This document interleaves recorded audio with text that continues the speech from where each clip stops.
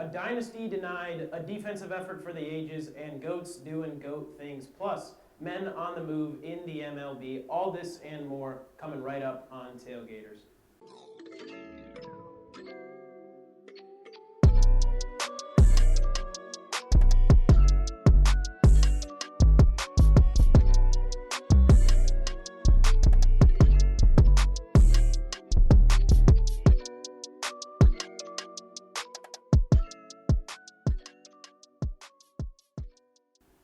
Hello and welcome to Tailgaters. My name is JJ Angelo and this is Shane Palma. Shane, how are you today? JJ, it is absolutely freezing outside right now. I think it's bordering on negative degrees, but that still isn't as cold as some of your NFL takes to start the season. I swear, some of those were absolutely...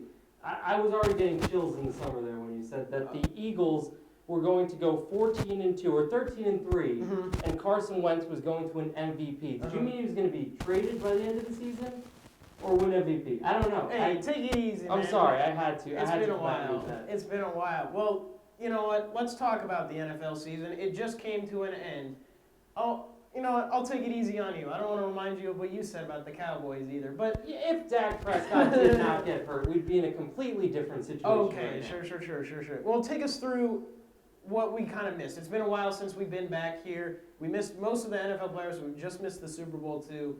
I think the Buccaneers won, right? The Buccaneers did win the Super Bowl, beating the Kansas City Chiefs after almost losing to the Washington football team a ways back. We didn't get to cover that one, but Taylor Heineke coming in there, almost getting the job done. I personally believe Washington has one of the better defenses in the league. Top 5, honestly. They make some adjustments there in the offseason. If they can find a quarterback that fits that team, we might be talking about them as a playoff team next year. Yeah, I think so. If they get that quarterback in there, they already got the defense to worry about, or not to worry about. They got that taken care of. The quarterback's the one place they got to worry about. Right. They could be set for a while. And also, unfortunately, the Green Bay Packers were eliminated from the playoffs. They did not make the Super Bowl this year. Aaron Rodgers won MVP, though. He did win MVP. Would have liked to see a Super Bowl MVP in front of those 3 letters, but alas, another season. Just pray that he comes back to the team. I think at this point, if you just hope that Aaron Rodgers is once again with the Packers, that's a win for you. That is a win for me. As long as that man is in the green and gold, I will be happy, and I will have a great amount of optimism for whatever the upcoming season has. But yeah, Super Bowl champions. Yes, as we mentioned, Tom Brady, once again, things are back to normal. He is once again Super Bowl champion. Unfortunately, listen, I'm a Jets fan. Yeah. I've dealt with Brady in the division for quite a long time, forever. My entire life, I've dealt with Tom Brady being on the Patriots.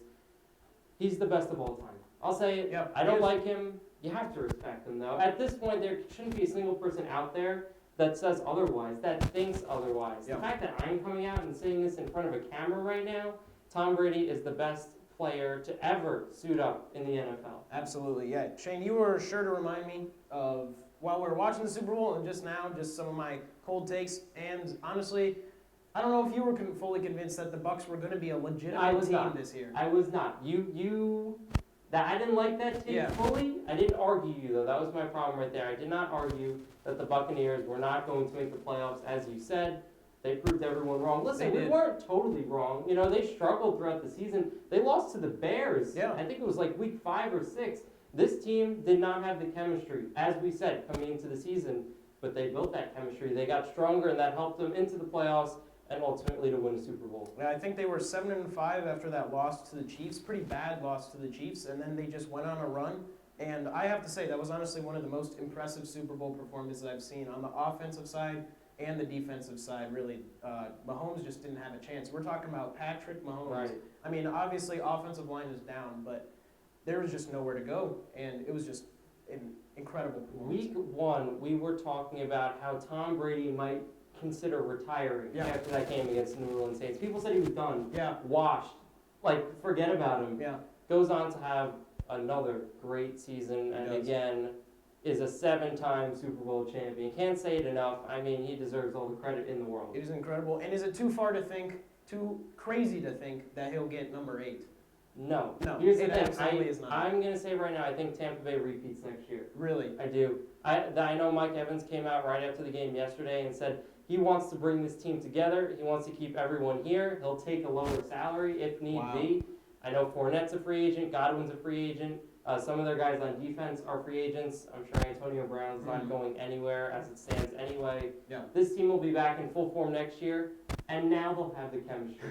So they're going to be scary. Definitely a team to watch for next season. They certainly have that mob mentality that, could win them multiple championships. It's scary to think about. It is scary to think about. Well, with the end of the NFL season, believe it or not, spring training is right around the corner. I love MLB. that. I'm so excited for baseball to come back. Pitchers and catchers reporting in a little over a week. Yes. And as that's going on, spring training, off season, tools, retooling, revampings are taking place for teams trying to get pieces moved. Right. Little pieces, big pieces. Let's talk about them. There's been some big trades recently. There have been some big trades, big moves, all in the past few weeks. Yeah. It seems like there's a new trend in the MLB where teams don't like to make moves in those December winter meetings anymore. They like to wait it out, see how the market's going to play out, see what other teams are going to do first.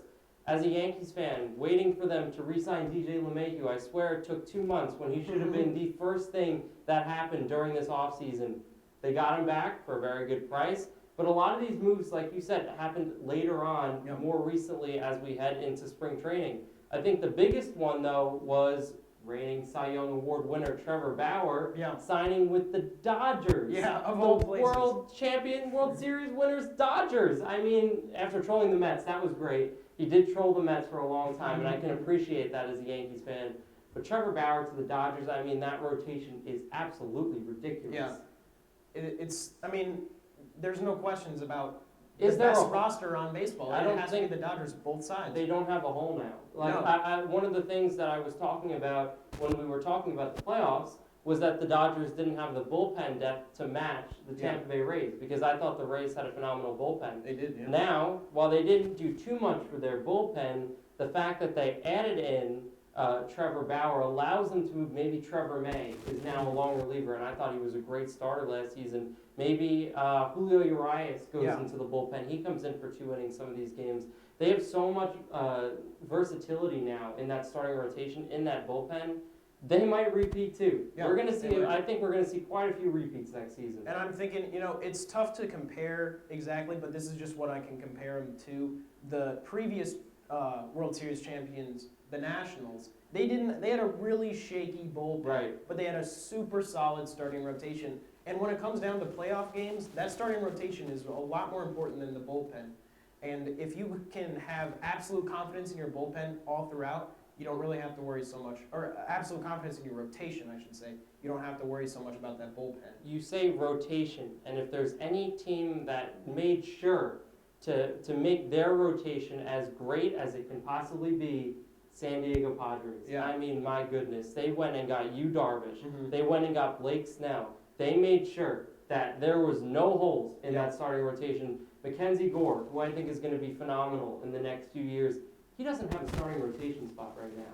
That's how crazy. Chris Paddock is their 5th starter right now. Mike Clevenger's in that rotation from last year. This rotation is insane. It's honestly insane. And they'll lose games, like every team will lose games. Can't say they're going to win every single game. They'll have their struggles.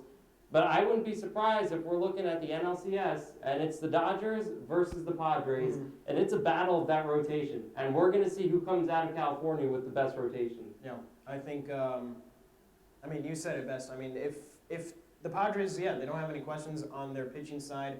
We'll have to see how their offense plays out. But if we're talking about, my favorite man, Randy Arozarena, if he can just keep stepping up, they'll be fine on both sides of the ball. And there's a lot of good teams right now in California. There really Don't forget about we got the Padres and we got the We forget Dodgers about the Angels. and the Angels, Angels. we kind of sweep the Angels. Oh, the okay. A's are, I think the A's are the great. A's too. You know, I really like Matt Chapman there at third base. I think he's one of the better third basemen in the league. I'll say a hot take right now. I think he's better than Nolan Arenado, and I think he's going to take a next step this season. I know he missed some games last season, and Arenado is another name we got to talk about because he was just traded to the St. Louis Cardinals. Does that move them back into playoff contention? I think it has to. I think it has to make them the best team in the NL Central. He's an aging superstar though, and it seems like they tried their luck at that with Paul Goldschmidt, and yes, Paul Goldschmidt semi worked out for them, but he was not the elite player that we saw in Arizona. I think Nolan Arenado is going to take a dip. Really? I really don't believe that Arenado is going to be the same. He's not playing in Colorado anymore. That is a huge disadvantage. Whether you want to look at the numbers and say, oh, he was fine on the road, now he's playing a full season basically on the road. And we're going to see how good really is Nolan Arenado.